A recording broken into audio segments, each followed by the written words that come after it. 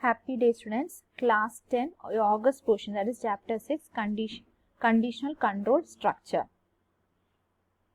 Yes, so here we will be covering if control structure and switch case control structure. So inside if I will be teaching you if else nested if, and for online compiler to practice at home you can use this particular link.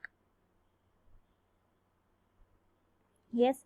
So now we are going to see if statement. If statement syntax is like this, like if their particular relation is true, then the statements that comes inside the braces will be executed.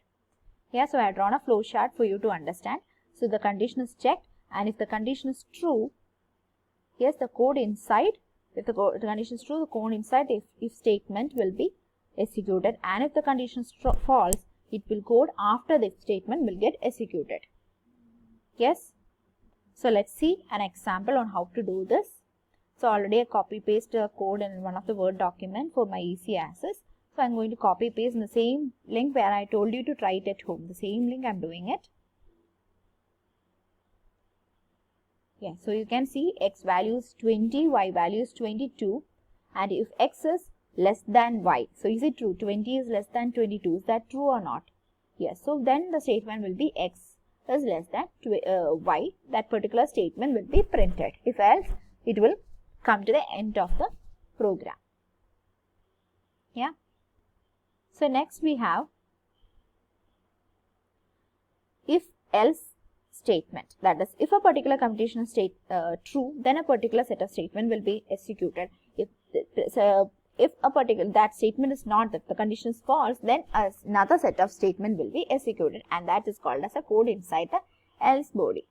Yeah, so we can say if else is a logical situation which either two actions can be performed depending on the certain condition, and the condition is given. If it's true, a particular action will happen. If it's false, a particular action will take place. This has been true inside the code. If the condition is false, the code inside else body will be executed. Yes, so I have taken a code which shows the program is you will be entering your age, and according to your age, if it's greater than 18, you will be eligible for voting. If you are less than 18, it will be telling that you are not eligible for voting. Fine. So see, once I run, what happens? It will ask for the age. Age we already declared, it will be an integer value. So I can give values like 5 over 5. So it's checking whether 5 is greater than 18. The statement is false, the else statement is be executed. That is, you will not be eligible for voting. So 5 is less than 18, so you are not eligible for voting. So next again I am running the same program. It's asking to enter the number. I am entering is 56. So 56 is greater than 18 or not? Yes, it is, right? So you are eligible for voting. Yes, so if more than one C statement is executed in true or false part, you have to put a braces in that case, and that will be known as compound statement. Yeah. Next we are going to see nested if. Nested if statement is inside a if statement. If another if statement comes in, we call it as a nested if statement. Yeah. Same like this nested you will be learning for for loop and while loop in the next coming chapters. Yeah. So I am copy pasting a code to show you how nested if is working. So in this program, as you can see, it's saying like input the variable. So you'll be entering one value. That value will be stored in var1, and second value you are storing, that will be in var2. And then you're comparing whether that's equal to or greater than or not equal to. Yes. So according to the value you are entering for variable 1 and variable 2, accordingly the output of the print statement, the output displayed will be differing. Yes. So first it will check if variable 1 is not equal to variable 2. If that condition is not true, it again go to the else if condition. Yeah. If that is also not satisfied, again it goes to the next else if condition which asks you to greater than variable. All these conditions are false, then it will reach the last else statement which says that variable is equal to variable 1 is equal to variable 2. Yeah. So these are the three checks or three conditions that will be checked, and accordingly the print statement will be displayed. So I am entering 34 and 56. As you know, they are not equal. Again I am running the program. I am entering 34 and 34. So what will happen? They are equal, right? So variable is equal to var2 is equal to 1 and 2 are both are equal. That will be displayed. Yes. So next we have, so nested if else statement I already taught.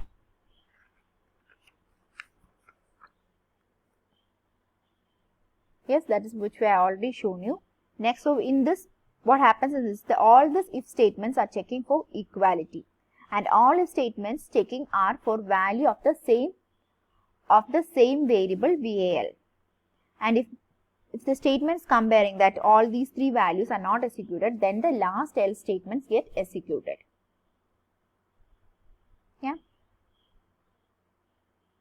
So like this also I can write the previous program rather than using like. Now I am moving on to switch case control. Yeah. I will show you an example. What is switch cases? Like a particular condition is satisfied, then multiple conditions you have to check. Okay. So if the first condition is satisfied, then you not go to the next condition. You can directly come out of the loop. That case is known as a switch. So if the switch case is used to, we can say in other words like switch statement is used where a requirement to check multiple conditions in a program. Yeah. And if a particular value is tested for equality against a list of values, each value in this is called as a case. That's the reason I have written case 1, case 2, case 3 in the flowchart. Yes. You need not learn the flowchart. It's not there in the textbook, but for your understanding, I have shown you on the screen. So first it will be checking for equality, whether the same variables or a constant value. So let's see how it is working. I am taking an example for switch case. There is no break statement, only a switch case. So you can see over here I am copying the program. Yes, so just analyze the program. Slash include studio.h standard input output. Integer means you have a return 0. Then it contains integer num, which means num will always carry a integer variable, integer data type, right?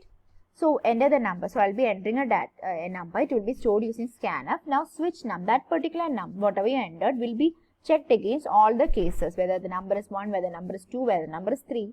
If all three are not satisfying, then default print statement will be appearing. Yes. So what's the disadvantage of it? This is like if case number is 1, other than the default cases, like if the number is 1, 2 or 3, other than the default value, every time all the statements will be displayed. Just have a look. So entering a number. So 1, 2, 3. If any one of these numbers are printed, all will be printed. If out more than, suppose I entered the value as 1, right? So all case 1, case 2, case 3 all has been printed. Now see if I am entering a number 34, the default value alone is printed. Yeah. But when I entered num 1, the first case was satisfying. Then I need not have case 2 and case 3 to be printed. So if I put a breaker in that, if the first statement is satisfied, just like that, it will come out of the loop. If that could be implemented, then this program would have run easily, right? We need not go with the other statements. So for that purpose, we'll be introducing break statement into it. So break statement takes program control out of the switch expression. The break statement could be written within every cases it should be written. Yes, you can see over here in the flow chart. This is a flow chart. So first condition is checked. If it's false, it comes out of the loop and the code after the body will be executed. But if it's true, then the code inside the loop, like the print statement that is inside the loop, will be executed if the condition is true. Yeah. So either all the conditions will get executed, and if the condition is false, if this is true, only that particular condition will be executed. Yes. So you can see over here, enter the number. I entered a number. So it is 4. So input, they are asking you to input any other numbers other than 4. Now I am entering 3. So will it come 3 times or only 1 time will be executed? Let's see. It's only executing only 1 time. So first case 1, case 2 are not satisfied. It's not entering that into that loop. It is directly going to case 3's loop. Yes. So with this chapter is over. Now we are moving on to the lab activity. Yeah, lab activity, you have to do two programs I inserted. That is page number 63, program 1 and program 4. The first program you will be for finding the largest of 3 numbers, where you will be comparing each number with another one. Like if integer A, B, C, A will be first compared with B, A will be compared with C, and if that statement is not satisfying, which means A is the largest. If not, B is again compared with A, B is again compared with C, then B is the largest. Then C is again compared with A and C is compared with B, then C is the largest. So any one of this condition will be true and that particular variable will be taken as the largest number. Yeah, I think the logic is clear. So I have commented it for you so that you understand it more properly. / include conio data just for clear screen. Void main, integer A, B, C, 3 variables. I am reading A, B, C. Then I am comparing each 3 of these conditions I am checking. So according to which condition is satisfied, accordingly that will be the largest number. Yes. So you are supposed to write this in your classwork. Second question. Second question is like, it's asking you to check whether a number is positive, negative or 0. So how can we, I'm using switch case, which means if number is checked to be positive, then you need not go for the check of negative and 0. If the condition is checked to be positive, it is the first condition, positive is not completing, non-negative is not coming, then alone it is used to check the 0 condition. It initially, if the number is 0, then you not go for positive and negative check. So that is the use of switch case. Only one check will be done. If that is satisfying, then it will come out of the loop. If it's not satisfying alone, it will go to the rest of the loop. Yes, so you can see I have just taken it from character n, I entered the number. So it will be reading a new line. I'm reading n, then switch case n. So that particular value that is stored in n will be checked with each of these cases, whether it's a minus value, 0. If it's not minus and 0, it's understood it's a positive number, right? So this default condition will be executed. So you can see over here I tried different types. First I entered 56, it came as positive number, and then I entered 0, so it came as a negative number. Sorry, 0 means entered as a 0. Then I tried a negative number, negative 9, so it gave me a negative value. Yes, why it all came in the same screen? As if you just see my program previously, there was no clear screen mentioned. That's the reason all the 3 outputs I got it together. Yes. So with this, your August portion is completed. Okay. Thank you, students. Have a nice day.